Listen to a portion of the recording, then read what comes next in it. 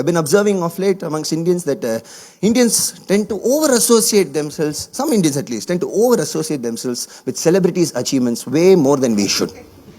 And I'll give you the best example of this. And let's take Chennai itself as an example. How many of you here know who Sundar Pichai is? Please raise your hands. Don't know who Sundar Pichai is? Okay, go home and Google. That'll be a fantastic experience for him. He's going to go home tonight, open his laptop and type in Google, "Hello Google, who is Sundar Pichai?" Google will reply saying, "My daddy." For those of you who still don't know who Sundar Pichai is the CEO of Google. And the day he became the CEO of Google, not only did he become the CEO of Google, he also became every Chennai's distant relative. Until then, we didn't even know he was from our city. That's how shameless we are. You should have seen his Wikipedia page. On the day he became the CEO of Google, in his Wikipedia page, in his bio section, once in half an hour, his school name kept changing. At 11:30, I checked, it said Kendra Vidyalaya. I refreshed. At 12 o'clock, it said Bharatiya Vidya Bhavan. I refreshed. At 12:30, it said Vidya Mandir. I only added my school. Fuck you, okay?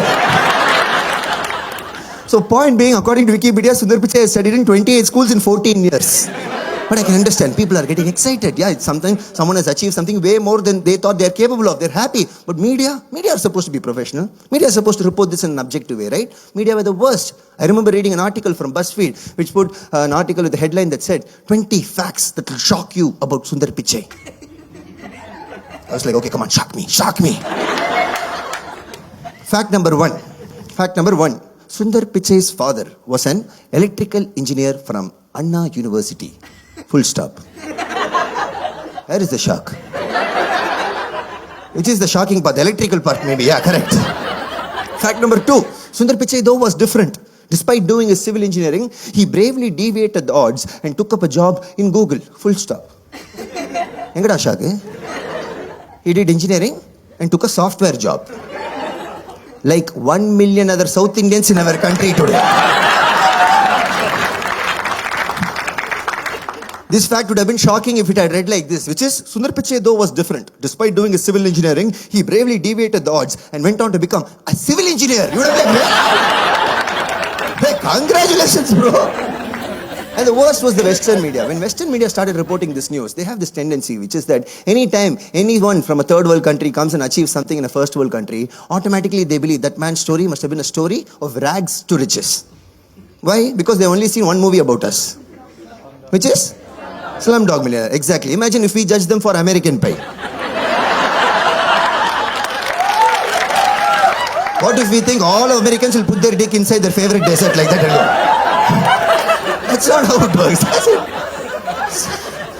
So Sundar Pichai came from a normal privileged family and his story had no drama. He just worked hard and with his privilege he achieved what he achieved. That's great. But that story can't be reported in America the way it is because the white man reading that and can't consume it. That has to be a sad story. It has to be a really dramatic story, which is why they'll start dramatizing aspects of his life which were never a problem in the first place just to make that story feel more third world.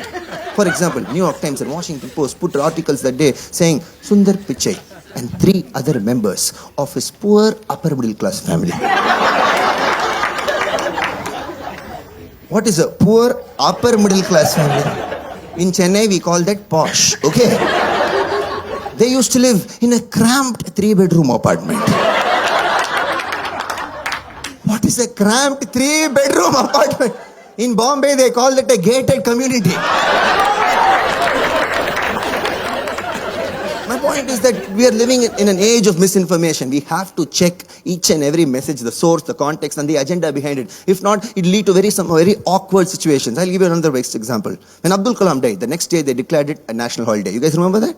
Yes, but my friend, he still went to work. I asked him, dude, Abdul Kalam has died. It's a national holiday. Why are you going to work? And he was like, Macha, in my office, even if I die, they'll ask me to come to work, mark half-day attendance, then go die. Now, I don't like the idea of declaring a holiday when calamities occur. Because when you declare a holiday, that means there's a lot of idle minds. Idle minds equals Devil's Workshop. Correct. Devil's Workshop equals WhatsApp forwards. Exactly. Correct. Because when there's a holiday and there's a lot of idle minds, there's a lot of people who start to take WhatsApp out and start spreading shit on WhatsApp from their own phone with only one goal in their mind. You know what their goal is? They want to see if the shit that they started that morning comes back to them by evening. If they get it back, or gilgilippi. Nothing happened. Abdul Kalam died. The whole country is mourning. But my father had the gall to send me this WhatsApp forward of this pink animated heart emoticon that goes like this, with a text below that said, "This is the heart of Abdul Kalam." This is the heart of Abdul Kalam. He is still alive. Pass this to 50 people in the next 5 minutes, he'll be reborn in Rameshwaram. I was like, what? I called him and said, "Daddy, stop. Do not pass this to anybody." Because I was like, first of all, his name is Abdul Kalam. His name is Abdul Kalam. And obviously he doesn't believe in rebirth. Because he's a Muslim, no scientist. What's wrong with you? This is why I said read the agenda context for every single thing. This is what they want you to see.